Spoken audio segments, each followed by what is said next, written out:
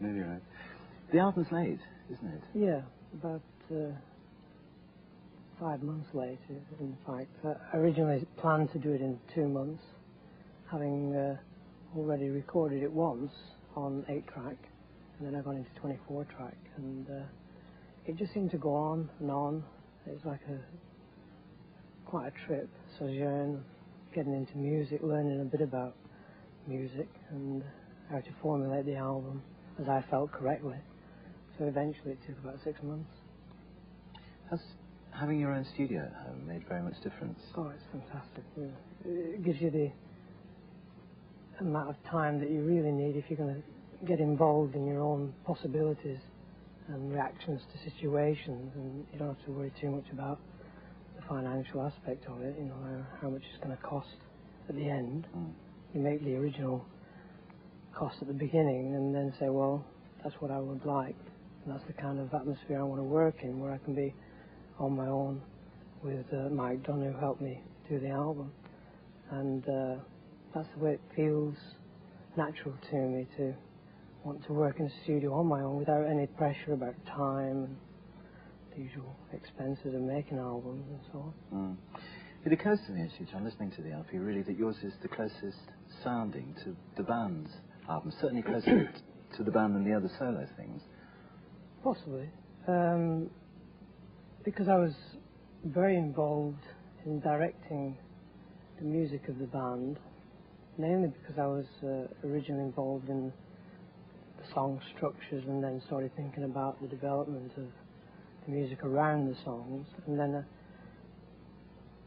putting forward to the rest of the guys in the band how I felt about the piece of music. I became a director of the guys in the band, so I had generally a vision of what I wanted to hear, and by discussing various ideas eventually you come up with something you didn't really hear in the first place. You had a sort of vision of the style of music it would be, but with the effect of 4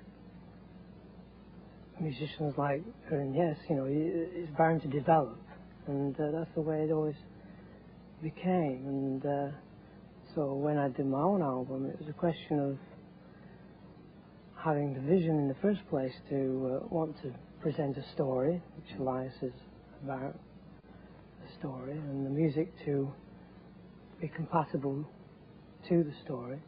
And the initial vision then became this sojourn of kind of trip of getting involved in being able to make all the music myself. And basically the idea of doing it on my own was to learn about music, which I am steadily doing, happily.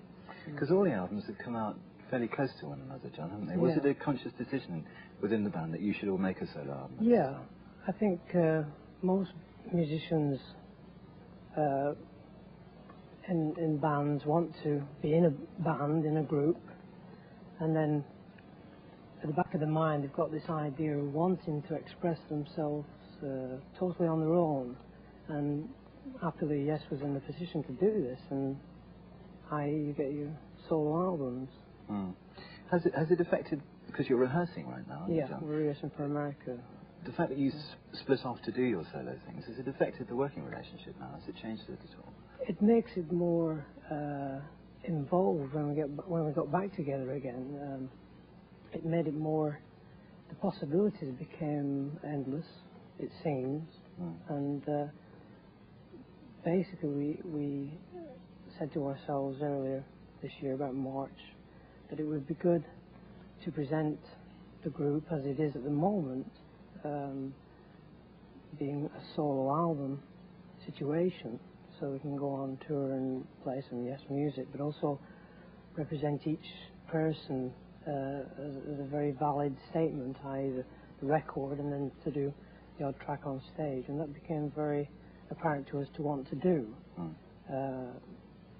In the event, the more important things that I'm sure we're all thinking about is the next album that we put together later this year. I wish we had time to talk about that too, actually, John, but we've got to start. Oh. There we are. Thanks very much for coming.